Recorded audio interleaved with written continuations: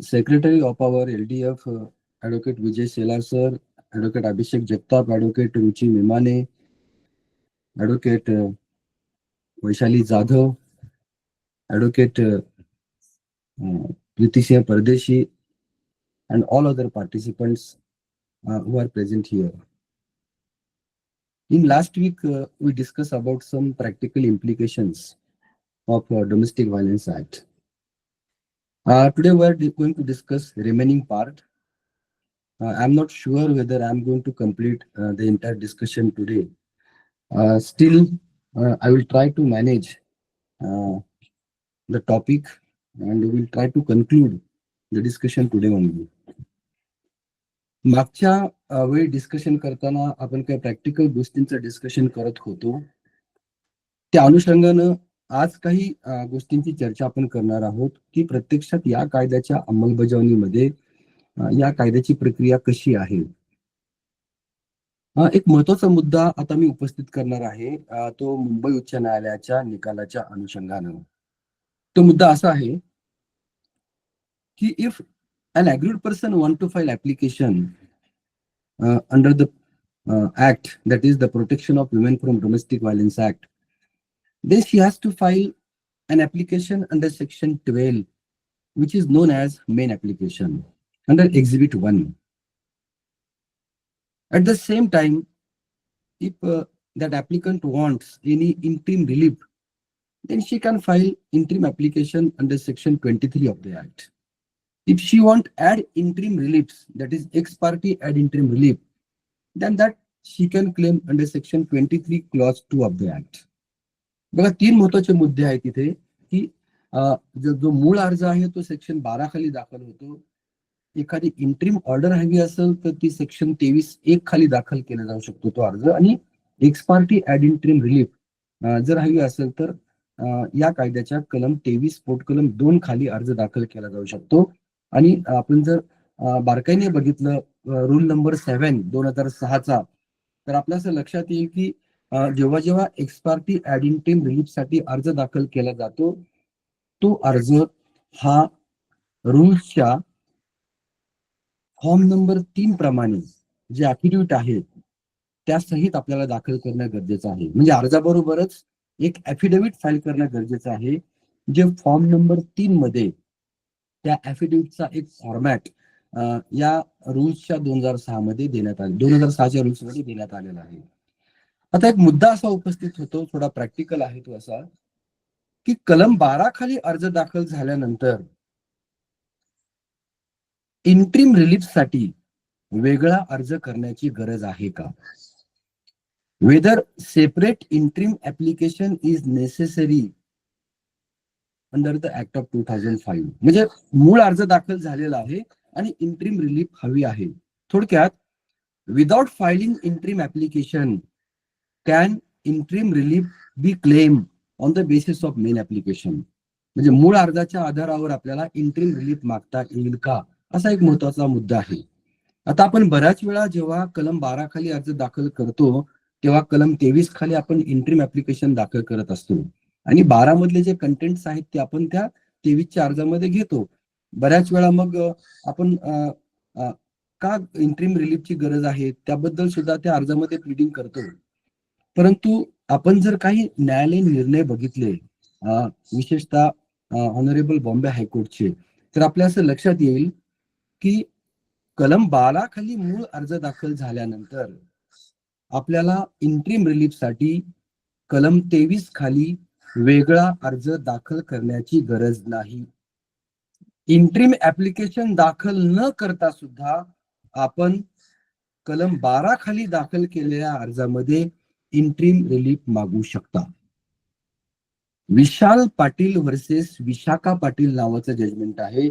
2010 पासूनच याची सुरुवात झालेली आहे. बघा, 2010 साली जेव्हा विशाल पाटीलचं जजमेंट आलं मुंबई उच्च न्यायालयाचं, त्यामध्ये ऑनरेबल जस्टिस अभय ओक यांनी स्पष्ट सांगितलं की if we see section 23 clause 1 and 2, if we see rule 7 of the Protection of Women from Domestic Violence Rule 2006, then it is crystal clear that there is nowhere mention that for claiming interim relief there is a need to file separate interim application.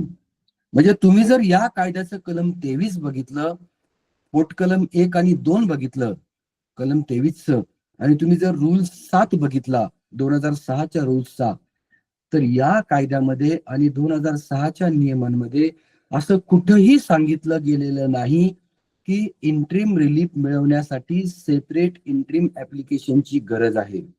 आणि याच Vishal Patil versus Vishakha पाटीलच्या केसमध्ये मुंबई उच्च न्यायालयाने स्पष्ट केलं की interim application दाखल न करता सुद्धा कलम 12 खाली जो अर्ज दाखल करण्यात आलेला आहे त्या अर्जाच्या अनुषंगाने सुद्धा आपण न्यायालयाच्या माध्यमातून इंट्रीम रिलीफ मागू शकतो. आता ती मागायची कशी? मी प्रेयर क्लॉजच्या बाबतीत तुम्हाला एक उल्लेख करेल. आता गृहीत धरा की कलम 12 खाली आपण एक्झिबिट 1 खाली आपण निशाणी 1 खाली आपण अर्ज दाखल केला आहे, आणि कलम 12 खाली अर्ज दाखल झाल्यानंतर आता आपल्याला असं वाटतंय की आपल्याला इंट्रीम रिलीफ हवी आहे, आणि आता या विशाल पाटीलच्या जजमेंटच्या आधारावर आपल्याला आता इंट्रीम अर्ज दाखल करायचाच नाहीये. मग मूळ अर्जाच्या बेसिसवर तुम्हाला इंट्रीम ऑर्डर न्यायालयाच्या माध्यमातून हवी आहे.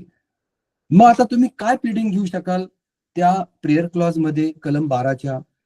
आता प्रेयर क्लॉज ए असा आहे, आपण गृहीत धरा आपण प्रोटेक्शन ऑर्डरच्या बाबतीमध्ये आपण डिस्कशन करत आहोत किंवा प्लीडिंग करत आहोत. तर आता प्रेयर क्लॉजचं क्लॉज ए काय आहे? Protection order may kindly be passed under section 18 of the act, and respondent may be directed not to commit domestic violence against the applicant. अशा पद्धतीचा हा प्रेयर क्लॉज आहे कलम 12चा. प्रेयर क्लॉज काय आहे परत एकदा सांगतो की the protection order may kindly be pass under section 18 of the act and respondent may be directed not to commit domestic violence, किंवा respondent may be directed not to communicate with the applicant, or respondent may be directed not to enter the place of employment of the applicant. आता अशा पद्धतीची तुम्ही relief मागितलेली आहे exhibit 1 कलम 12 खालच्या मूळ अर्जामध्ये. आता ही रिलीफ मागितल्यानंतर आता तुम्हाला इंट्रीम रिलीफ हवी आहे, तर तुम्ही कलम 12च्या नंतर तुम्ही कुठला प्रेयर क्लॉज मागताल? बी मध्ये की interim relief in terms of prayer clause A may kindly be passed and respondent may be directed not to commit domestic violence. Respondent may be directed not to communicate with the applicant, or respondent may be directed not to enter the place of employment of the applicant. म्हणून सुरुवात कशी होईल? Interim order in terms of prayer clause A may kindly be pass. बघा मूळ अर्जामध्येच आता तुम्ही interim relief मागितलेली आहे. आता तुम्हाला ex parte ad interim relief हवी आहे. आता ex parte ad interim relief तुम्ही कशी मागताल? तुम्ही प्रेयर क्लॉज सी मध्ये असं सांगताल की ex parte ad interim relief in terms of prayer clause A may kindly be pass and respondent may be directed not to commit domestic violence, comma, not to communicate with the applicant, comma, not to enter the place of employment of the applicant. अशा पद्धतीनं आपण मूळ अर्जामध्येच interim relief आणि ex parte ad interim relief सुद्धा मागू शकतो. Separate अर्ज interim रिलीफचा ex parte ad interim रिलीफचा करण्याची बिलकुल गरज नाही, असं मुंबई उच्च न्यायालयाने विशाल पाटील वर्सेस विशाखा पाटीलच्या जजमेंटमध्ये 2010 साली सांगितलं.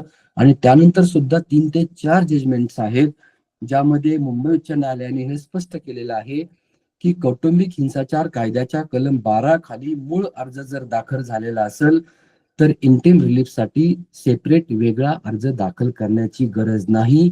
मूळ अर्जामध्येच तुम्ही इंट्रीम रिलीफ किंवा ऍड इंट्रीम रिलीफ मागू शकता.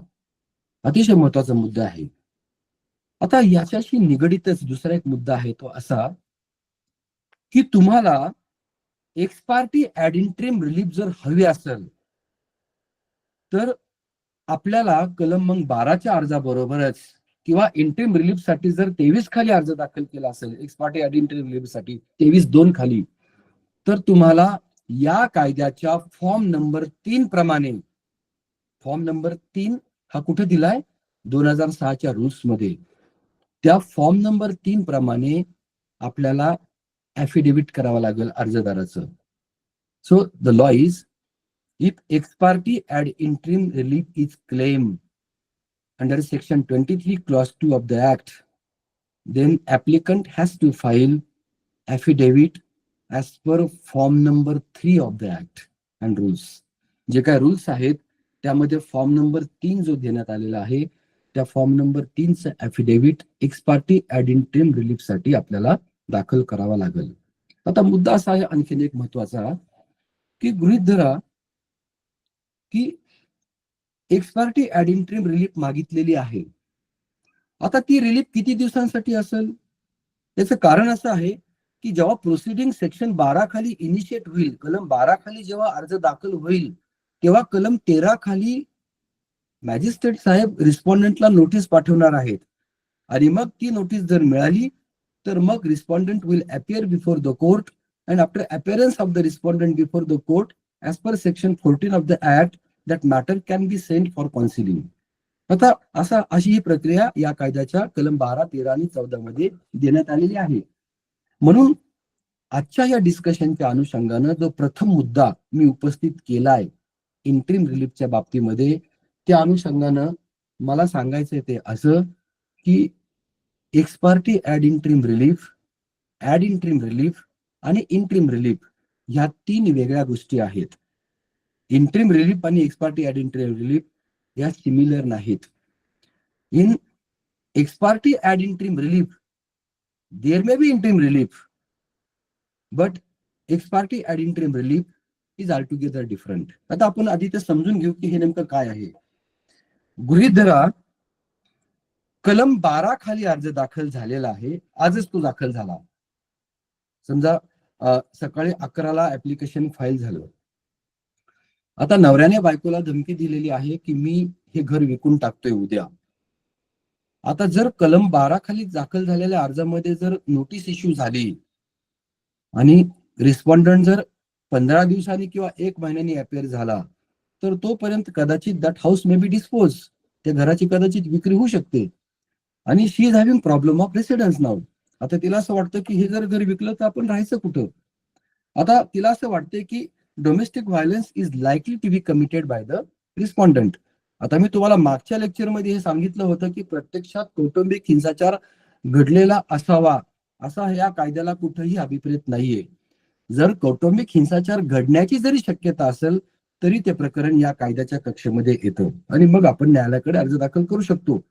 मी आता जे उदाहरण देत आहे त्या उदाहरणामध्ये कौटुंबिक हिंसाचार आता घडण्याची शक्यता आहे आणि husband may dispose that house, he may sell that house, आणि if it happens then there is a problem of residence. मग अशा परिस्थितीमध्ये ती लेडी काय करू शकते? She can file application before the court. तिने लगेचच वकिलाला कन्सल्ट केलं आणि मग या कायद्याच्या कलम 12 खाली अर्ज दाखल केला. आता विशाल पाटीलच्या जजमेंटच्या आधारावर हे 2 प्रियर क्लॉज इन्सर्ट करून इंटरिम आणि ex parte ad interim relief मागितली जाऊ शकते. पण तशी जर नाही मागितली आणि सेपरेट ऍप्लिकेशनच जर त्या वकिलाला करायचं असेल तर मग या कायद्याच्या कलम 23 पोट कलम 2 अंतर्गत section 23 clause 2 that advocate can file ex parte ad interim application which shall be supported by form number 3 of 2006 rules. आता गृहीत धरा की एक्स पार्टी ऍड इंटरिमचा अर्ज दाखल झालेला आहे. आता त्या अर्जामध्ये प्लीडिंग काय आहे की डोमेस्टिक व्हायलन्स अशा पद्धतीने आता होत आहे, आता तो घडण्याची शक्यता आहे. नवऱ्याने किंवा रिस्पॉन्डंटने मला अशा पद्धतीने धमकावलं आहे आणि हे हाऊस जर विकलं गेलं, if this house is sold, if it is alienated, if it is transfer to any other third person, then I will have problem of residence. आणि जे काय फॅक्ट्स अर्जामध्ये मेन्शन करण्यात आलेला आहे that constitutes domestic violence. Prima facie ज्या काय facts आहेत मेन्शन केलेलं आहे त्यातनं कौटुंबिक हिंसाचार होत आहे, घडण्याची शक्यता आहे, हे प्रथम दर्शनी लक्षात आलेलं आहे. आता अशा परिस्थितीमध्ये कोर्टाने जर सांगितलं अर्जदाराला की थांबा आपण नोटीस इश्यू करू, रिस्पॉन्डंटला आपण नंतर त्याचा रिप्लाय घेऊ, आणि मग त्यांचं रिटर्न स्टेटमेंट आल्यानंतर आपण ऑर्डर पास करू, तर injustice may be cause to that particular applicant. मग अशा परिस्थितीमध्ये नोटीस इश्यू करताना मॅजिस्ट्रेट साहेब काय करू शकतात? Court can pass ex parte ad interim order, and by passing that ex parte ad interim order, by passing that ex parte ad interim order, court can direct respondent not to transfer that house to any third person, not to sell that house to any third person, and court can send notice to respondent. मग रिस्पॉन्डंटला किंवा जाब देणाऱ्याला notice पाठवताना court अशी order करू शकतं की तुम्ही हे घर विकू नये. याला आपण ex parte ad interim relief असं म्हणतो. आता याला आपण ex parte ad interim order का म्हणतो? Because notice is not it issued to the respondent and respondent has not appeared before the court till today. म्हणजे त्या दिवशी रिस्पॉन्डंट हा न्यायालयासमोर हजर नाहीये, त्याच्या ऍब्सेन्स मध्ये ही ऑर्डर पास झालेली आहे, म्हणून आपण त्याला ex parte ad interim order असं म्हणतो. आता नोटीस इश्यू झाली रिस्पॉन्डंटला नोटीस इश्यू झाल्यानंतर रिस्पॉन्डंट त्या मॅटरमध्ये अपियर झाला. आता अपियर झाल्यानंतर लक्षात घ्या, ex parte ad interim order is always there till the appearance of the respondent. Respondent जोपर्यंत अपियर होत आहे तोपर्यंतच त्या ऑर्डरला आपण ex parte ad interim order असं म्हणतो. आता रिस्पॉन्डंट कडे एकदा हजर झाला तर ex parte ad interim order असं आपण त्या ऑर्डरला म्हणू शकत नाही. त्या दिवशी ती ऑर्डर संपुष्टात येते. मग त्या दिवसानंतर जर ऍप्लिकंटला इंट्रीम ऑर्डर हवी असेल तर again magistrate can be requested by the aggrieved person or her advocate that she want interim order in that particular matter. आणि गृहीत धरा की आता रिस्पॉन्डंट अपियर झाला, त्याने त्याचं वकीलपत्र आपल्या वकिलांमार्फत दाखल केलं आणि वकिलांनी रिप्लाय दाखल करण्यासाठी किंवा रिटर्न स्टेटमेंट दाखल करण्यासाठी काही वेळ न्यायालयाकडे मागितला. आता रिटर्न स्टेटमेंट दाखल करायला नक्कीच 10 दिवस, 15 दिवस, 1 महिना, 2 महिने लागू शकतात. मग अशा काळामध्ये जी ex parte ad interim relief न्यायालयाने दिली होती, नंतर टिल द डिस्पोजल ऑफ, आता रिप्लाय आल्यानंतर सुद्धा न्यायालय नंतर परत एक्झिबिट 5चं हिअरिंग घेणार असतं. जर इंट्रीम ऍप्लिकेशन कलम सेक्शन 23(1) खाली दाखल झालं असेल तर. पण ex parte ad interim relief दिल्यानंतर रिस्पॉन्डंट जेव्हा न्यायालयासमोर हजर झाल्यानंतर आता इंट्रीम ऍप्लिकेशनच्या हिअरिंग पर्यंत किंवा एक्झिबिट 5च्या हिअरिंग पर्यंत आता त्याला रिस्ट्रेन करणं गरजेचं आहे, त्यांनी घर विकू नये म्हणून. आता ex parte ad interim relief ही टेक्निकली कंटिन्यू होऊ शकत नाही, कारण respondent has appeared before the court आणि he has file his vakalatnama through his advocate. तेव्हा आपण त्याला ex parte ad interim relief म्हणू शकत नाहीत. मग न्यायालय काय करू शकतं अशा मॅटर्समध्ये की जोपर्यंत एक्झिबिट 5चं किंवा इंट्रीम ऍप्लिकेशन डिसाइड होत नाही तोपर्यंत court can restrain the respondent from selling that house. आणि या ऑर्डरला आपण ex parte ad interim relief म्हणत नाहीत, त्याला आपण काय म्हणायचं मग? Ad interim relief. त्याला आपण एक्स पार्टी म्हणत नाही, त्याला आपण ॲड इंट्रीम रिलीफ असं म्हणतो. That can be continued till the hearing of exhibit 5.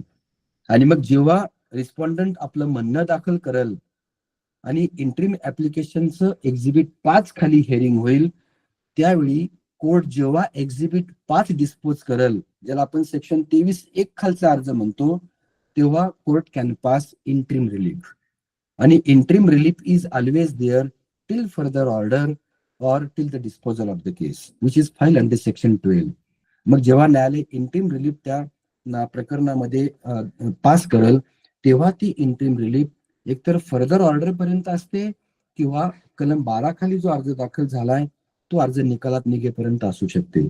म्हणून लक्षात घ्या, इंट्रीम रिलीफचा जो कायदा आहे तो 3 प्रकारचा आहे.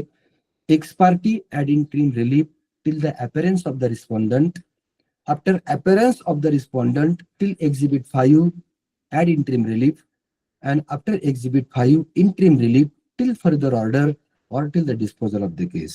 असा हा महत्वाचा इंट्रीम रिलीफचा कायदा आहे. कलम 12शी रिलेटेड जर तुम्ही तो वाचला तर तुमच्या असं लक्षात येईल की इंट्रीम रिलीफसाठी किंवा एक्सपार्टी ऍड इंट्रीम रिलीफसाठी वेगळा ऍप्लिकेशन करण्याची गरज नाही. उच्च न्यायालयाच्या निकालानुसार तुम्ही मेन ऍप्लिकेशन मध्ये सुद्धा एक्सपार्टी ऍड इंट्रीम रिलीफ आणि इंट्रीम रिलीफ मागू शकता. यासाठी तुम्ही सेक्शन 23 पोटकलम 1 आणि 2 आणि रूल 7 बघावा. आणि हे बघितल्यानंतर जर एक्सपार्टी ऍड इंट्रीम रिलीफ जर तुम्हाला हवी असेल नोटीस इश्यू करत असतानाच, तर फॉर्म नंबर 3 प्रमाणे एक ऍफिडेव्हिट मात्र आपण दाखल करावं असा हा कायदा सांगतो. हा झाला आजच्या डिस्कशनचा पहिला मुद्दा. विशाल पाटील वर्सेस विशाखा पाटील, बॉम्बे हायकोर्ट 2010 चा निकाल आहे. आणि त्यानंतर सुद्धा अनेक निकाल मुंबई उच्च न्यायालयाचे आहेत, ज्यामध्ये इंट्रीम रिलीफ साठी सेपरेट ऍप्लिकेशन दाखल करण्याची गरज नाही असं बॉम्बे हायकोर्टने स्पष्ट केलेलं आहे. यानंतर आपण दुसऱ्या मुद्द्याकडे घेऊया. आता सेक्शन 2A आपण मागच्या डिस्कशन मध्ये बघितला. आता सेक्शन 2A मध्ये आपण असंही बघितलं की अग्रीड पर्सनची डेफिनेशन देण्यात आलेली आहे. पीडित व्यक्ती म्हणजे कोण? आणि हे बघत असताना आपण असंही बघितलं की सेक्शन 2A असं सांगतं की पीडित व्यक्ती म्हणजे अशी महिला जिचे जाब देणाऱ्याबरोबर कौटुंबिक नातेसंबंध आहेत आणि जाब देणाऱ्याने जिच्यावर हिंसाचार केला अशी जिची तक्रार आहे. Agreed person means any women who is in domestic relationship with the respondent and she has claimed that she is subjected to domestic violence by the respondent. आता मुद्दा असा आहे की सेक्शन 2A नुसार नेमकं कोण अर्ज करू शकतं कलम 12 खाली. आता गृहीत धरा थोड्या वेळासाठी की a person is a male, एखादी व्यक्ती हा पुरुष आहे, पण काही काळानंतर त्याला आता महिला व्हावं असं वाटतंय आणि त्याला एक शस्त्रक्रिया करायची आहे आणि ह्या शस्त्रक्रियेच्या माध्यमातून त्याला स्वतःचं लिंग परिवर्तन करून घ्यायचं आहे. ट्रान्सजेंडर जे आपण म्हणतो ते या कॅटेगरीमध्ये मोडतात. आता सेक्स रिअसाइनमेंट सर्जरी ज्याला आपण म्हणतो, सेक्स रिअसाइनमेंट सर्जरी या मुद्द्याच्या बाबतीमध्ये आपलं हे डिस्कशन आता चालू आहे. आता गृहीत धरा की एक transgender person who has underwent a surgery to change his gender whether can file application under section 12 of the domestic violence act or not. म्हणजे एखादी व्यक्ती ही आता पुरुष आहे, नंतर ती व्यक्ती महिला झाली, स्वतःचं लिंग परिवर्तन शस्त्रक्रिया त्या व्यक्तीने केलेली आहे आणि आता ती शस्त्रक्रिया झाल्यानंतर ती व्यक्ती रिस्पॉन्डंट बरोबर राहत आहे हु इज अ मेल. आणि काही काळानंतर मग त्यांच्यामध्ये काही डिस्प्यूट तयार झाला आणि हा डिस्प्यूट तयार झाल्यानंतर आता हा जो ट्रान्सजेंडर आहे, that transgender who has converted into female want to file an application under section 12 of the act. असंच एक प्रकरण 2023 मध्ये मुंबई उच्च न्यायालयासमोर आलं होतं. Writ petition number 4037 of 2021. 2023 ला यावर बॉम्बे हायकोर्टाने निकाल दिला. विठ्ठल खत्री केस प्रामुख्यानं या जजमेंटचं नाव आहे.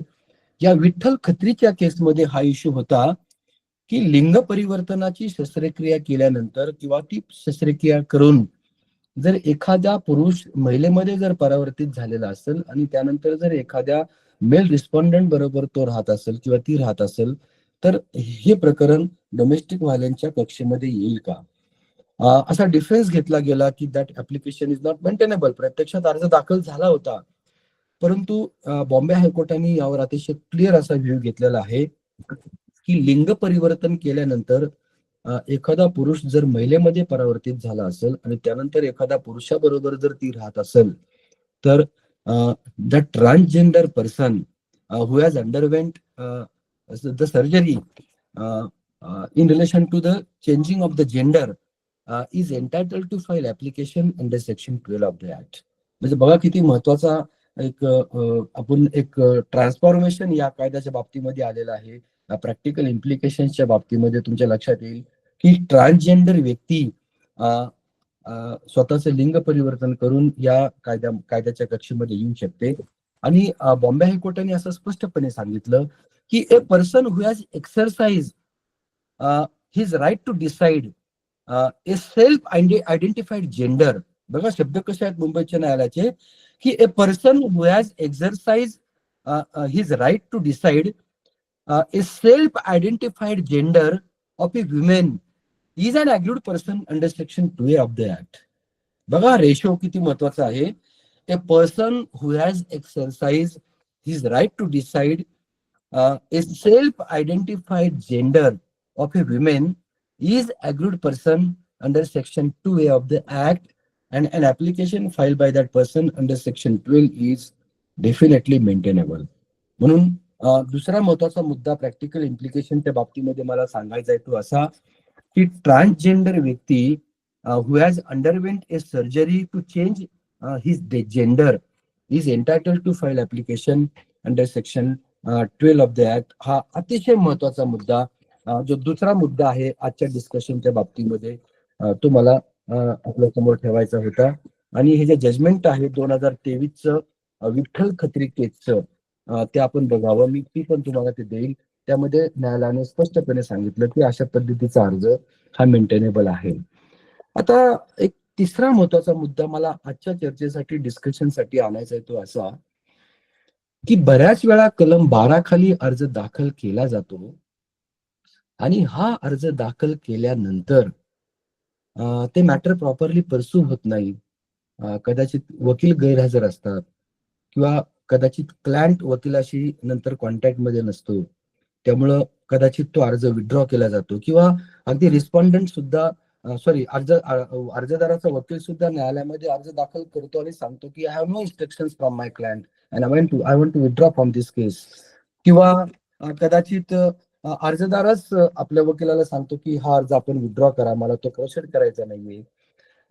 कुठल्याही कारणाने गृहीत धरा की तो जर अर्ज विथड्रॉ झाला असेल तर विथड्रॉल नंतर परत फ्रेश पिटिशन किंवा परत फ्रेश ऍप्लिकेशन सेम रिलीफच्या बाबतीमध्ये न्यायालयामध्ये दाखल करता येईल का, हा एक महत्वाचा मुद्दा आहे. आता लक्षात घ्या, मी याला रेज जुडिकाटा म्हणणार नाही सेक्शन 11 CPC प्रमाणे. याचं कारण असं की matter has not been conclusively decided by the magistrate and before final decision under section 12 that application has been withdrawn. म्हणून रेज जुडिकाटाचा मुद्दा वेगळा आहे जो मी आपल्या बरोबर डिस्कस करणार आहे, परंतु आता मी जो डिस्कस करत आहे तो वेगळा मुद्दा आहे की प्रत्यक्षात अर्ज दाखल झालेला आहे कलम 12 खाली. अर्ज दाखल झाल्यानंतर रिस्पॉन्डंट अपिअरही झालेला आहे, रिस्पॉन्डंटने आपलं म्हणणंही दाखल केलं असतं गृहीत धरा थोड्या वेळासाठी, परंतु हे प्रत्यक्षात मॅटर न्यायालयासमोर चाललेलं नाही आणि कुठलंही फायनल जजमेंट किंवा ऑर्डर कलम 12 खाली होण्याच्या आधीच हा अर्ज विथड्रॉ झालेला आहे. कारण अनेक असू शकतात. मी आता तुम्हाला काही उदाहरणं दिले की प्रत्यक्षात अर्जदार न्यायालयामध्ये जातच नव्हती म्हणून ते प्रकरण विथड्रॉ झालं, किंवा रिस्पॉन्डंट अर्जदाराच्या वकिलाने अर्ज दिला की मला इन्स्ट्रक्शन्स नाहीयेत म्हणून विथड्रॉ केलं गेलं, किंवा ते प्रकरण डिस्पोज झालं, किंवा अगदी आपण असंही म्हणू की अर्जदारांनी स्वतः तो अर्ज विथड्रॉ करून घेतला की मला हा चालवायचाच नाहीये. कुठलीही कंटिन्जन्सी असू द्या किंवा कुठलंही कारण असू द्या, फक्त आजच्या डिस्कशनसाठी एवढाच मुद्दा लक्षात ठेवा की कलम 12 खाली दाखल झालेला अर्ज हा अर्जदाराने विथड्रॉ केलेला आहे. मुद्दा असा आहे की असा अर्ज जर विथड्रॉल झाला तर परत फ्रेश ऍप्लिकेशन फाईल करून सेम रिलीफ ज्या आधीच्या अर्जामध्ये होत्या त्या मागता येतील का. आता यावर 2020ला काही निकाल आलेले आहेत, मद्रास हायकोर्टाचे आहेत, बॉम्बे हायकोर्टाचे आहेत, ज्याच्यामध्ये असं स्पष्टपणे सांगण्यात आलेलं आहे न्यायालयाच्या माध्यमातून, ते असं की अर्लियर केस जरी विथड्रॉ झालेली असेल तरी पुन्हा त्याच कॉज ऑफ ऍक्शनच्या आधारावर अर्जदाराला नवीन प्रकरण दाखल करता येईल आणि that particular application which is file again is maintainable under section 12 of the act. आणि न्यायालयाने हे स्पष्ट केलं हे सांगत असताना की अर्लियर कॉज ऑफ ऍक्शनच्या बेसिसवर जेव्हा जेव्हा डीव्हीचे मॅटर्स न्यायालयासमोर येतात तेव्हा there is always fresh cause of action. Fresh cause of action का आहे, कारण there is continuing domestic violence in relation to the applicant. आणि हा एक व्ह्यू आता डोमेस्टिक व्हायलन्स ऍक्टच्या बाबतीमध्ये सेटल झालेला आहे की डोमेस्टिक व्हायलन्स ऍक्ट मध्ये ऍडज्युडिकेशन हा मुद्दा बाजूला ठेवला जावा आणि त्या राईट्स जे आहेत त्या अग्रीड पर्सनचे ते कसे निकालात निघतील ते बघितलं जावं. म्हणून डीव्हीच्या ऍक्ट मध्ये ऍडज्युडिकेशन होतच नाही तर राईट्स प्रोटेक्ट केले जातात. अशा पद्धतीचे निकाल सुद्धा सर्वोच्च न्यायालयाचे आलेले आहेत. म्हणून fresh cause of action is always there. Continuing domestic violence by respondent is always there. ज्याला आपण सातत्याने घडणाऱ्या हिंसेचे तत्व असं म्हणतो. आता सातत्याने जर हिंसा होत असेल, आता गृहीत धरा अर्ज विड्रॉ केला. आपण एक साधं तुम्हाला उदाहरण देईल की कलम 12 खाली अर्ज दाखल झाला. रिस्पॉन्डंटने अर्जदाराला सांगितलं की का दाखल केला तू अर्ज, तू विड्रॉ कर. ओरली सांगितलं, लिखी नाही, ओरली सांगितलं की तू विड्रॉ कर. कशासाठी तू अर्ज दाखल केला, मी तुला पुढच्या महिन्यापासून प्रॉपरली मेंटेनन्स देईल किंवा मी तुला सांभाळेल. आणि तिने विश्वास ठेवून तो अर्ज विड्रॉ केला आणि नंतर त्याने जे काही प्रॉमिस केलं होतं त्याची पूर्तता केली नाही. मग या सेम कॉज ऑफ ऍक्शन मध्ये जरी अर्ज विड्रॉ झालेला असेल तरी परत कलम 12 खाली अर्ज दाखल करता येईल असे निकाल आहेत. तुम्ही बेसिकली समसाउद्दीन नावाचं जजमेंट जर बघितलं तर त्याच्यामध्ये सुद्धा अशा पद्धतीच्या फॅक्ट्स होत्या आयडेंटिकल, ज्यामध्ये विड्रॉ झालेल्या अर्जामध्ये सुद्धा परत सेम कॉज ऑफ ऍक्शनवर अर्ज दाखल करता येईल, सेम रिलीफ मागता येतील असं न्यायालयाने स्पष्ट केलेलं आहे. हा झाला आजच्या डिस्कशनचा तिसरा महत्वाचा मुद्दा. Now coming to fourth aspect. थोडस लक्षपूर्वक या मुद्द्याकडे ऐका कारण खूप टेक्निकल आणि महत्वाचं आहे. तिसऱ्या मुद्द्यामध्ये अर्ज विड्रॉ झाला होता, न्यायालयाने तो अर्ज डिस्पोज केलेला नव्हता, कुठलाही निकाल किंवा ऑर्डर दिलेली नव्हती. आता गृहीत धरा कलम 12 खाली अर्ज दाखल झालेला आहे, कलम 13 खाली नोटीस इश्यू झाली, रिस्पॉन्डंट अपियर झाला, 14 खाली काउन्सिलिंग झालं जे फेल झालं आणि काउन्सिलिंग झाल्यानंतर मग या प्रकरणामध्ये न्यायालयाच्या समोर कलम 12 खाली अर्ज चालला. गुणदोषांच्या वर आधारित हा अर्ज चालला आणि न्यायालयाने मग हा अर्ज निकालात काढला. अर्ज निकालात निघाल्यानंतर आता कलम 12चा अर्ज निकालात निघालेला आहे. हा अर्ज निकालात निघाल्यानंतर परत काही काळानंतर अर्जदाराला डोमेस्टिक व्हायलन्सचा अर्ज सेक्शन 12 खाली दाखल करायचा आहे आणि अर्जदाराने तसा तो अर्ज दाखल केलेला आहे. आता इश्यू असा आहे की whether res judicata is applicable for second application which the applicant has filed under section 12 of the act. Parties are same, cause of action is same, court was competent to decide that matter and the matter has been conclusively decided by the applicant. बघा ह्या सर्व गोष्टी असताना आता अर्जदाराला त्या same cause of action वर same कोर्टवर सेम रिस्पॉन्डंटच्या अगेन्स्ट आता परत एकदा अर्ज दाखल करायचा आहे. आता there shall be bar to the suit, there shall be bar to the application and section 11 of the CPC speaks about res judicata. आता त्याआधी तुम्ही जर सेक्शन पुढे बघितलं की व्हॉट इज डिक्री, डिक्रीची डेफिनेशन सुद्धा सीपीसीच्या कलम 2 मध्ये देण्यात आलेली आहे. What section 2 says, section 2 says that decree is formal expression of an adjudication so far as the court expressing it conclusively decides the rights of the parties with regard to all or any of the parties in controversy in the suit, and decree includes even an order issued by the court under section 144 of the CPC. आता हे थोड्या वेळासाठी आपण बाजूला ठेवूया. Simple मुद्दा असा आहे की सेक्शन 12चा अर्ज दाखल झाला होता, दोन्ही पार्टीचं म्हणणं ऐकून घेऊन तो अर्ज निकालात निघालेला आहे. Matter has been conclusively decided by the court and again on same fact applicant want to file second application under section 12. म्हणजे पूर्णता प्रकरण निकालात निघाल्यानंतर आणि कन्क्लुसिव्हली तो इश्यू डिसाइड झाल्यानंतर जाब देणाऱ्याच्या विरोधामध्ये अर्जदाराला दुसऱ्यांदा अर्ज दाखल करायचा आहे, वेदर इट इज मेंटेनेबल और whether it is barred by section 11 of the CPC because of res judicata. याचं कारण असं की कॉज ऑफ ऍक्शन सेम आहे, पार्टीज सेम आहेत, कोर्ट सेम आहे आणि आधीचं तर प्रकरण कन्क्लुसिव्हली डिसाइड पण झालेलं आहे. आता सेकंड ऍप्लिकेशन मेंटेनेबल कसं होईल हा एक महत्वाचा मुद्दा आहे. आता या बाबतीमध्ये जेव्हा जेव्हा न्यायालयासमोर प्रश्न उपस्थित झाला की whether res judicata is applicable to domestic violence proceeding, मी तुम्हाला एकच आता मी जजमेंट सांगल, that is Mohin Kutty versus अंशिदा, 2021चं judgement आहे. मी तुम्हाला ते सायटेशन देईन. या मोहिन कुट्टीच्या केसमध्ये न्यायालयाने असं स्पष्ट केलं, आता ह्या प्रकरणात काय झालेलं होतं की relief was granted by magistrate under section 20 of the act. Domestic violence ऍक्टच्या सेक्शन 20 खाली मॉनिटरी रिलीफ, ज्याला आपण मेंटेनन्स असं म्हणतो, तो दिला गेला होता. आणि finally that matter was decided by the magistrate. मॅजिस्ट्रेटने हे प्रकरण निकालात काढलं होतं. आणि हे प्रकरण निकालात काढल्यानंतर परत काही काळाने, थोड्या वेळानंतर, applicant file proceeding in family court claiming the relief of maintenance. मग अशा परिस्थितीमध्ये रेस जुडिकाटाची प्ली घेतली गेली की आधी ज्या कोर्टाने निकाल दिलाय ते कॉम्पिटंट कोर्ट होतं, मॅटर कन्क्लुझिव्हली डिसाइड झालंय, पार्टी सुद्धा सेम आहेत, कॉज ऑफ ऍक्शन सुद्धा आता सेम आहे, आधीच्याच आधारावर प्रकरण दाखल केलं जात आहे. So res judicata is applicable and this petition is not maintainable at all because there is a bar of section 11 of the CPC. जेव्हा हे प्रकरण न्यायालयासमोर विचारासाठी आलं आणि जेव्हा ऍप्लिकेशन किंवा सूट मेंटेनेबल नाही, पिटिशन मेंटेनेबल नाही, असा जेव्हा रिस्पॉन्डंटनी बचाव घेतला, तेव्हा न्यायालयाने असा निकाल दिला की in relation to this particular domestic violence provision res judicata is not applicable.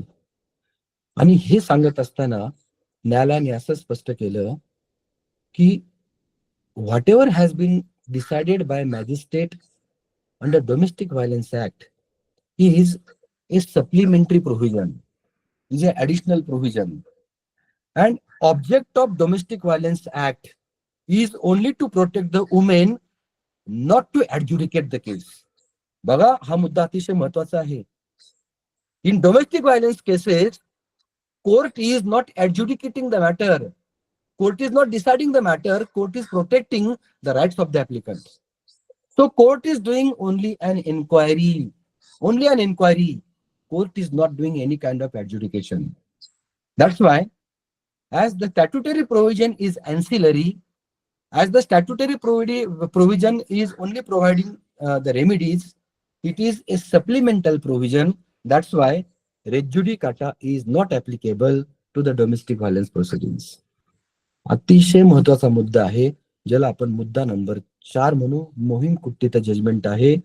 जरी डोमेस्टिक व्हायलन्स ऍक्ट खाली रिलीफ मागितलेली असेल, कन्क्लुझिव्हली जरी मॅटर डिसाइड झालेलं असेल, तरी सुद्धा न्यायालय असं सांगतंय की परत सेम कॉज ऑफ ऍक्शनवर तुम्हाला या प्रकरणांतर्गत अर्ज दाखल करता येईल. हा झाला आजच्या डिस्कशनचा चौथा महत्वाचा मुद्दा. आता आपण 5व्या मुद्द्याकडे येऊया. तो आहे in relation to lump sum maintenance. आता जेव्हा जेव्हा कलम 12 खाली अर्ज दाखल केला जातो, ऍज अ कर्सरी ग्लान्स मी तुम्हाला परत एकदा ते लक्षात आणून देईल की असं की कलम 12 खाली दाखल झालेल्या अर्जामध्ये आपण इंट्रीम ऍप्लिकेशन दाखल करू शकतो किंवा आपण इंट्रीम रिलीफ मागू शकतो. सॉरी, मी ऍप्लिकेशन हा शब्द वापरला. मला असं सांगायचं की कलम 12 खाली जो मूळ अर्ज दाखल झालेला आहे, त्या अर्जामध्ये आपण इंट्रीम रिलीफ मागू शकतो किंवा ऍड इंट्रीम रिलीफ मागू शकतो. जर कलम 12 मध्येच आपण ती मागितली नसेल, तर कलम 23 खाली आपण सेपरेट ऍप्लिकेशन करू शकतो आणि 23(2) खाली आपण एक्सपार्टी ऍड इंट्रीम रिलीफ साठी सेपरेट ऍप्लिकेशन करू शकतो, which shall be supported by form number 3. हे 2 वेगळे भाग आहेत. फक्त कलम 12 खाली जर अर्ज दाखल केला तर इंट्रीम रिलीफ मागताना आपला प्रेयर क्लॉज असा असावा की interim relief in terms of prayer clause 1 may kindly be pass. Ex parte ad interim relief मागितलं असेल तर ex parte ad interim relief in terms of prayer clause A may kindly be pass. आणि prayer clause A मध्ये आपण काय मागितलेलं असेल तर main relief of section 12 which is under execute 1. आता मुद्दा असा आहे की कलम 12 खाली अर्ज दाखल झालाय, 23 खाली गृहीत धरा दाखल झालाय आणि इंट्रीम ऍप्लिकेशन आता न्यायालयाच्या समोर आपलं पेंडिंग आहे आणि आता त्याच्यावर आपलं हिअरिंग चाललेलं आहे. रिस्पॉन्डंटचं सुद्धा म्हणणं आलेलं आहे. मुद्दा असा आहे की आपल्याकडे एक अशी समजूत आहे की जेव्हा जेव्हा आपण पेंडिंग मेन ऍप्लिकेशन न्यायालयाकडे इंटरिम रिलीफ मागतो, ती इंटरिम रिलीफ आपण फक्त मंथलीच मागावी. बघा, आपण बरेचसे किंवा 99% जे इंटरिम ऍप्लिकेशन आहेत ज्यात मेंटेनन्स मागितलाय त्याच्यामध्ये आपण मंथली मेंटेनन्स मागितलेला असतो till the disposal of the case. आता मुद्दा असा आहे की आपण इंटरिम स्टेजला मॅटर पेंडिंग आहे, आपण इंटरिम स्टेजला लमसम मेंटेनन्स मागू शकतो का?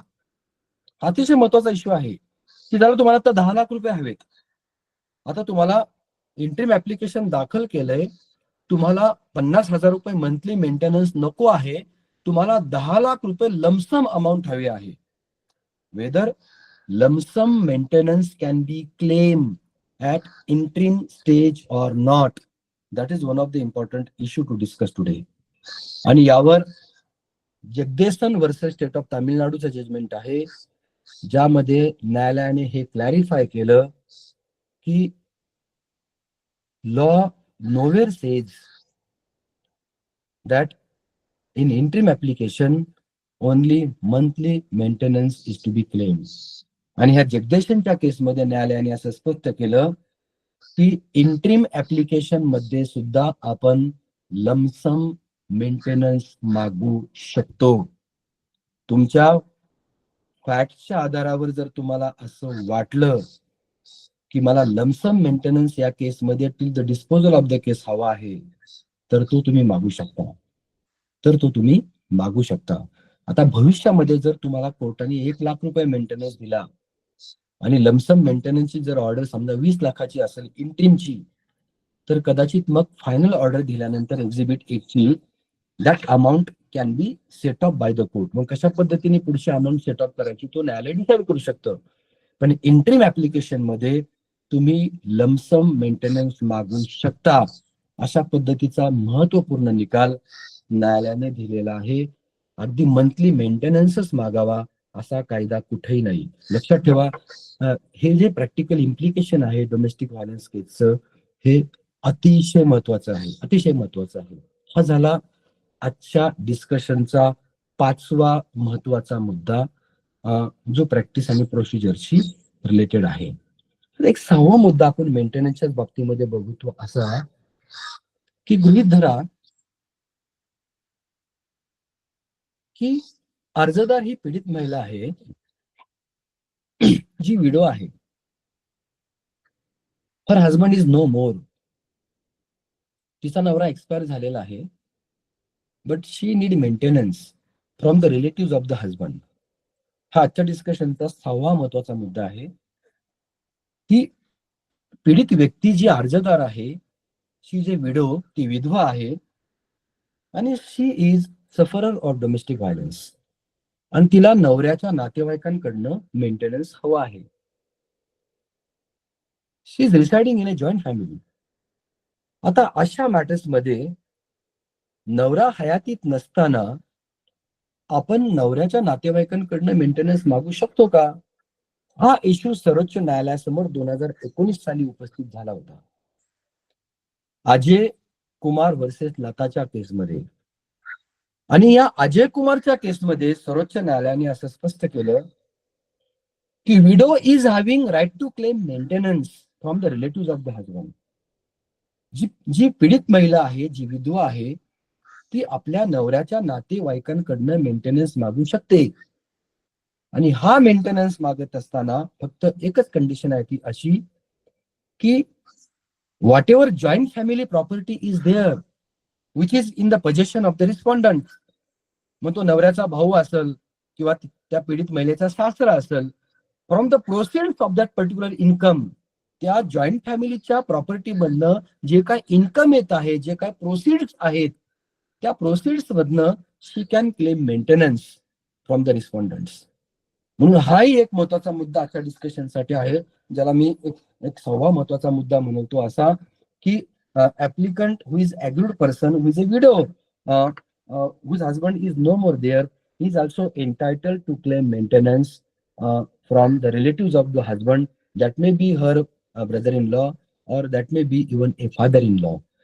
जे काही जॉईंट फॅमिलीचे इन्कम्स आहेत त्यातनं जे काही प्रोसिड्स तयार होत आहेत त्यातनं अर्जदार रिस्पॉन्डंट कडनं मेंटेनन्स मागू शकते. अजय कुमारचं जजमेंट आहे. मी तर तुम्हाला आता नंतर डिस्कशन साठी देईलच. याबरोबरच आणखीन काही महत्वाचे मुद्दे आहेत, त्याकडे आपण आता येऊया. That is in relation to the multiple maintenance theory. आता ही मल्टिपल मेंटेनन्सची थेअरी काय आहे ती आपण बघूया. लक्षात घ्या, बऱ्याच वेळा डोमेस्टिक व्हायलन्स ऍक्टच्या सेक्शन 12 खाली अर्ज दाखल झाल्यानंतर सुद्धा सेक्शन 24च्या हिंदू मॅरेज ऍक्ट खाली पण मेंटेनन्स मागितला जातो, मॅट्रिमोनियल प्रोसिडिंग मध्ये किंवा डिव्होर्स प्रोसिडिंग मध्ये. याबरोबरच सर्वात महत्वाचा मुद्दा असा आहे तो असा की 125 खाली सुद्धा अर्ज दाखल केला जातो. आता मल्टिपल मेंटेनन्स हा ग्रँट करता येईल का? तुम्ही जर 125 किंवा आत्ताचा 143 ज्याला आपण भारतीय नागरिक सुरक्षा संहिता 2023 म्हणतो, ह्या जर प्रोव्हिजन बघितल्या तर when respondent refuse or neglected to maintain the applicant, जेव्हा रिस्पॉन्डंट कडनं कुठली हायगय होते की तो मेंटेनन्स देत नाही, याच्यामध्ये प्रत्यक्षात त्यांनी काय त्याला मारहाण वगैरे केलेली नसती. आता डोमेस्टिक व्हायलन्स ऍक्ट मध्ये रिस्पॉन्डंटनी काहीतरी कृतीच करावी, त्यांनी मारहाणीच करावी, काहीतरी प्रत्यक्षात डॉक्युमेंटरी इव्हिडन्सच असावा असं काही नाहीये. रिस्पॉन्डंट काहीतरी करतच नाही म्हणून पण डोमेस्टिक व्हायलन्स होतोच. आता नवरा जेव्हा मेंटेनन्स देत नाही, that is omission on his part, त्याला आपण ओमिशन असं म्हणतो. काहीतरी न करणं सुद्धा डोमेस्टिक व्हायलन्स आहे. आणि तुम्ही जर सेक्शन 3 बघितला डोमेस्टिक व्हायलन्सचा, तर सेक्शन 3 मध्ये मी नंतर येणार आहे, त्यामध्ये स्पष्टपणे असं सांगितलंय की एनी ऍक्ट, ओमिशन, कमिशन और कंडक्ट, हे 4 महत्वाचे मुद्दे दिलेत. ओमिशन, ऍक्ट, कमिशन और कंडक्ट म्हणजे काहीतरी करणं, काहीतरी न करणं, एखादी कृती करणं, ह्या गोष्टी डोमेस्टिक व्हायलन्स मध्ये येतात. आता विषय असा आहे की थोड्या वेळासाठी गृहीत धरा की respondent has neglected to maintain the applicant. Respondent हा ऍप्लिकंटला मेंटेनन्स देत नाही किंवा तिला तो निग्लेक्ट करत आहे, म्हणून she file application under the CRPC or present law, that is Bharatiya Nagarik सुरक्षा संहिता 2023, जो 1 जुलै 2024 पासून आता भारतात लागू झालेला आहे. आता 125 किंवा आता नवीन कायद्यानुसार रिस्पॉन्डंटला डायरेक्ट केले कोर्टाने की तुम्ही हिला मेंटेनन्स द्या. गृहीत धरा 10,000 रुपयाची ऑर्डर झालेली आहे. So maintenance is granted under earlier law, that is CRPC, or under new law, that is Bharatiya Nagarik सुरक्षा संहिता. आता 125 सीआरपीसी किंवा 143 भारतीय नागरिक सुरक्षा संहितेखाली मेंटेनन्स दिल्यानंतर आता परत अर्जदाराला डोमेस्टिक व्हायलन्स ऍक्ट खाली सुद्धा मेंटेनन्स मागायचा आहे. Can she claim that whether double maintenance can be granted? Now maintenance is already granted to her under earlier CRPC or BNSS.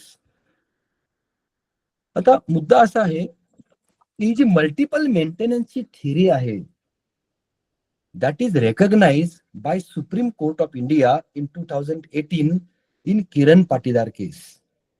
किरण पाटीदारचं जजमेंट आहे 2018चं, ज्याच्यामध्ये सर्वोच्च न्यायालयाने मल्टिपल मेंटेनन्सची थिअरी मान्य केलेली आहे. आणि सर्वोच्च न्यायालय असं सांगतंय की even though maintenance is granted under any other law, even though maintenance is granted under any other law, it can also be granted again under the Domestic violence Act. म्हणजे दुसऱ्या कुठल्याही कायद्यानुसार जरी मेंटेनन्स दिला गेलेला असला तरी ती पीडित महिला परत आपल्या रिस्पॉन्डंट कडनं या कायद्याअंतर्गत सुद्धा मेंटेनन्स मागू शकते. आता मुद्दा आहे की कसं काय. तुम्ही जर लक्षात घ्या, तुम्ही जर सेक्शन 125 किंवा BNSS चा जर आत्ताचा रिवाइज सेक्शन बघितला तर तुमच्या असं लक्षात येईल की मेंटेनन्स अंडर अर्लियर सीआरपीसी और मेंटेनेंस अंडर प्रेजेंट भारतीय नागरिक सुरक्षा संहिता 2023 can be granted when respondent has neglected to maintain the applicant. Neglect हा शब्द आहे. If there is neglection, if respondent has neglected to maintain the applicant, then maintenance can be granted under old and new laws. आता ज्या pending cases आहेत त्या बाबतीत मी 125 refer करतोय. ज्या नवीन केसेस आहेत त्या खाली अर्ज दाखल करताना स्वाभाविकपणे it will be file under the BNSS 2023. आता मुद्दा असा आहे की प्रत्यक्षात आता 2018 साली आता गृहीत धरा की भारतीय CRPC that is the code of criminal procedure 1973 खाली मेंटेनन्स दिला गेलेला आहे 125 सेक्शन खाली. आणि लगेचच 1 वर्षांनी परत त्या बायकोने डोमेस्टिक व्हायलन्स ऍक्टच्या सेक्शन 20 नुसार सुद्धा आता अर्ज दाखल केला आहे. आणि रिस्पॉन्डंट न्यायालयासमोर सांगतोय आपल्या युक्तिवादामध्ये की maintenance is already granted to her. So this application which is file under section 20 of the act is not maintainable. आता ते कलम 20 खाली मेंटेनेबल होणार नाही कारण मेंटेनन्स हा ऑलरेडी दिला गेलेला आहे. लक्षात घ्या, सुप्रीम कोर्ट सांगतंय कि even though application is filed under Domestic Violence Act claiming maintenance for second time, that application is maintainable. That application is maintainable. आता मुद्दा असा आहे की तुम्ही जर डोमेस्टिक व्हायलन्स ऍक्टचं सेक्शन 20 बघितलं तर ह्या सेक्शन 20 मध्ये जो शब्द देण्यात आलेला आहे तो शब्द असा आहे की applicant is entitled to claim monetary relief. And that monetary relief can be claimed for loss of earning, for destruction of property and for medical expenses. बघा 3 महत्वाचे हेड आहेत. तुम्ही डोमेस्टिक व्हायलन्स ऍक्टचं जर सेक्शन 20 बघितलं तर सुरुवातीचे शब्द काय आहेत? Monetary relief can be granted for what? Loss of earning, तिचं जे काय उत्पन्नाचं नुकसान झालंय. For destruction of the property, तिचं जे काय मालमत्तेचं नुकसान जर झालं असेल तर. आणि नंबर 3 फॉर मेडिकल एक्सपेन्सेस, तुला काय वैद्यकीय गरज असेल तर. आणि तुम्ही जर त्याच्यानंतरची प्रोव्हिजन बघितली सेक्शन 20 मध्ये तर ती असं सांगतेय की the monetary relief granted under section 20 of the act may be in addition to the maintenance which is granted to the applicant under section 125 of the CRPC. बघा, ही तरतूद बघितल्यानंतर तुमच्या असं लक्षात येईल की किरण पाटीदारचं जजमेंटच नाही 2018चं, तर सेक्शन 20 जो आहे डोमेस्टिक व्हायलन्स ऍक्टचा, it also permits claiming of multiple maintenance. It also permits claiming of multiple maintenance. कारण दुसरा जो महत्वाचा मुद्दा आहे 3 रिक्वायरमेंट नंतर, 3 रिक्वायरमेंट काय आहेत की मॉनिटरी रिलीफ सेक्शन 20 खाली मागता येईल कधी? When there is loss of earning by the applicant. Domestic violence मुळे जर तिचं लॉस ऑफ अर्निंग झाला असेल, ती कुठे नोकरी करत आहे, ती आता करू शकत नाही. Number 2 for destruction of property, तिची काही जी प्रॉपर्टी आहे तिचं रिस्पॉन्डंटनी जर काही विल्हेवाट लावली असेल किंवा काही नुकसान केलं असेल तर. आणि तिसरा महत्वाचा मुद्दा जो आहे that is for medical expenses, वैद्यकीय मदतीसाठी किंवा वैद्यकीय खर्चासाठी. आणि त्याच्यानंतर हा कायदा काय सांगतोय सेक्शन 20 मध्ये डोमेस्टिक व्हायलन्स ऍक्टच्या की monetary relief granted under this section may be in addition to the maintenance granted under section 125 of the CRPC. आता नवीन कायद्याच्या BNSS प्रमाणे म्हणजे कलम 20 खाली जो मॉनिटरी रिलीफ किंवा जो आर्थिक मोबदला द्यायचा आहे तो आर्थिक मोबदला हा 125च्या मेंटेनन्सच्या व्यतिरिक्त ऍडिशनल असू शकत. म्हणून आजच्या डिस्कशन मध्ये मला तुम्हाला हे सांगायचंय की मल्टिपल मेंटेनन्सची जी थेअरी आहे ती डोमेस्टिक व्हायलन्स ऍक्टने मान्य केलेली आहे. दुसऱ्या कुठल्या कायद्यानुसार जरी मेंटेनन्स मिळालेला असेल तरी या कायद्यानुसार सुद्धा मेंटेनन्स मागता येईल. अशा पद्धतीची तरतूद या कायद्यामध्ये आहे आणि सर्वोच्च न्यायालयाने सुद्धा तो सेक्शन सपोर्ट केला आहे किंवा supreme Court of India has also we may say interpreted that particular provision positively by saying that yes, double maintenance or multiple maintenance can be claimed. मग तुम्हाला स्वाभाविक असा प्रश्न पडेल की समजा नवऱ्याचं उत्पन्न तर आता 10,000 समजा 50 असं गृहीत धरा की 1/3 मेंटेनन्स थेअरी सुप्रीम कोर्टाने रेकॉग्नाइज केली आहे. गृहीत धरा की 1 लाख रुपये जर अर्निंग असेल तर 35,000 मेंटेनन्स देता येईल. अशा पद्धतीचे काही जजमेंट आज आहेत. 1/3 income of the husband can be given to the wife towards maintenance. आता 125 खाली जेव्हा मेंटेनन्स दिला गेला होता तेव्हा गृहीत धरा 10,000चा दिला गेला होता आणि नंतरचा जो अर्ज परत डोमेस्टिक व्हायलन्स ऍक्ट मध्ये आहे तो 50,000चा आहे. आता नवऱ्याचं उत्पन्न 1,00,000 आहे. आता सुप्रीम कोर्ट इथं 50,000 नाही देणार. सुरुवातीची जी अमाऊंट आहे 10,000 that can be set of. ती अमाऊंट सेट ऑफ केली जाऊ शकते. आणि जरी 50,000 मागितलेला असेल तरी 1/3 जर ऍप्लिकेबल रेशिओ आहे तर न्यायालय त्या केसमध्ये कदाचित 25,000 देऊ शकतं किंवा त्यापेक्षा सुद्धा कमी देऊ शकतं, जेणेकरून that amount can be equal to 35,000. म्हणून लक्षात घ्या की एखादा मेंटेनन्स देताना सेक्शन 20 खाली डबल मेंटेनन्स देताना कोर्ट ब्लाइंडली तो नक्कीच देणार नाही. याचं कारण असं की आधीचा जो मेंटेनन्स दिलाय तो न्यायालयाला विचारात घ्यावाच लागेल, अशा पद्धतीची तरतूद आहे. आणि तो घेत असताना जी सेटऑफची थेअरी आहे ती थेअरी कोर्ट या प्रकरणांमध्ये मल्टिपल मेंटेनन्सच्या अप्लाय करू शकतं, अशा पद्धतीचा कायदा आहे. मला असं वाटतं की 12 वाजलेले आहेत. मी असं तुम्हाला प्रॉमिस केलं होतं मागच्या वेळी की नेक्स्ट टाइमला आपण हे सगळं आपण संपून टाकूया, परंतु हे नाही होऊ शकलं आज. अजून 1 ते सव्वा तास आपल्याला प्रॅक्टिकल इम्प्लिकेशन्स डिस्कशन करण्यासाठी लागतील. मी रुचीला रिक्वेस्ट करतो की तू सगळ्या पार्टिसिपंट्सला हे इन्फॉर्म कर की आपण पुढच्या आठवड्यामध्ये परत एकदा भेटूया. आणि पुढच्या आठवड्यामध्ये मात्र आपण डोमेस्टिक व्हायलन्सचे जे काही प्रॅक्टिकल इम्प्लिकेशन्स आहेत ते आपण सर्व कन्क्लूड करूया. मागच्या लेक्चरमध्ये जे काय प्रश्न पार्टिसिपंटला पडलेले असतील, आजच्या लेक्चरमध्ये जे काय प्रश्न पडलेले असतील आणि पुढच्या लेक्चरमध्ये पण जे काय असतील त्या सर्व प्रश्नांचे उत्तर दिल्यानंतरच आपण डोमेस्टिक व्हायलन्सचे जे काही डिस्कशन आहे ते थांबूया. मी पार्टिसिपंटला पर्सनल रिक्वेस्ट करेल की तुमच्या ज्या काही क्युरीज आहेत त्या सर्व तुम्ही रुचीकडे किंवा एलडीएफच्या मेंबर्सला तुम्ही त्या द्या. त्याची एक आपण क्वेश्चन फॉर्म करू.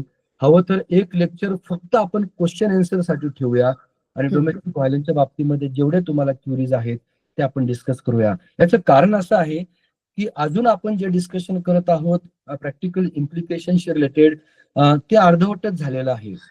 आता मी तर अगदी या पॉइंट पर्यंत मला जायचं आहे की सेक्शन 12चा अर्ज निकालात निघाल्यानंतर सुद्धा काय होऊ शकतं. मग कॉम्प्लायन्सचे जे काय मुद्दे आहेत की प्रोटेक्शन ऑर्डर जर रिस्पॉन्डंटनी पाळली नाही तर मग काय त्याचे परिणाम आहेत. रेसिडेन्सची ऑर्डर जर कॉम्प्लाय करायची असेल, एक्झिक्यूट करायची असेल तर ती या कायद्यानुसार कशा पद्धतीने होऊ शकते. नवरा मेंटेनन्स जर देत नसेल तर त्याचं एक्झिक्युशन कुठल्या पद्धतीने होऊ शकतं. कस्टडीची ऑर्डर झालेली आहे पण कस्टडी बायकोला किंवा त्या ऍप्लिकंटला मिळत नाहीये, मग कस्टडी ऑर्डरचं सुद्धा एक्झिक्युशन कसं होऊ शकतं. बऱ्याच केसेसमध्ये अगदी प्रकरण निकालात निघाल्यानंतर रिस्पॉन्डंटला कळतं की अरे माझी बायको तर नोकरी करत होती पण न्यायालयासमोर तिने ते लपून ठेवलं. तिचा पगार तर 50,000 होता पण तिने तर 10 सांगितला. असं एखादं वेगळं प्रकरण न्यायालयासमोर येऊ शकतं. मग सेक्शन 25 खाली अर्ज दाखल करून रिव्होकेशन साठी जाता येईल का. आणि मग आधीची जी ऑर्डर आहे ती पूर्णपणे संपून आपण तिच्याकडनंच ती दिलेला मेंटेनन्स परत मागू शकतो का. असे अनेक महत्वाचे मुद्दे मला तुमच्या समोर डिस्कशनसाठी आणायचे आहेत. आणि डोमेस्टिक व्हायलन्सच्या बाबतीमध्ये 2025च्या मार्च मध्ये सेटल पोझिशन काय आहे आणि आता लॉ कुठपर्यंत येऊन थांबलेला आहे हे आपल्याला डिस्कस करायचं आहे. म्हणून मी आपली आज रजा घेतो आणि मी रुचीला विनंती करतो की आजचं प्रकरण आपण थांबवावं आणि पुढच्या वीक मध्ये खरं तर मला आज थांबायचं होतं पण अर्धवट डिस्कशन झालेलं आहे. त्या सर्वांच्या संमतीने आपण पुढील आठवड्यामध्ये सुद्धा एकदा भेटूया आणि पुढील आठवड्यामध्ये मात्र आपण हे नक्कीच सर्व डिस्कशन आपण थांबूया.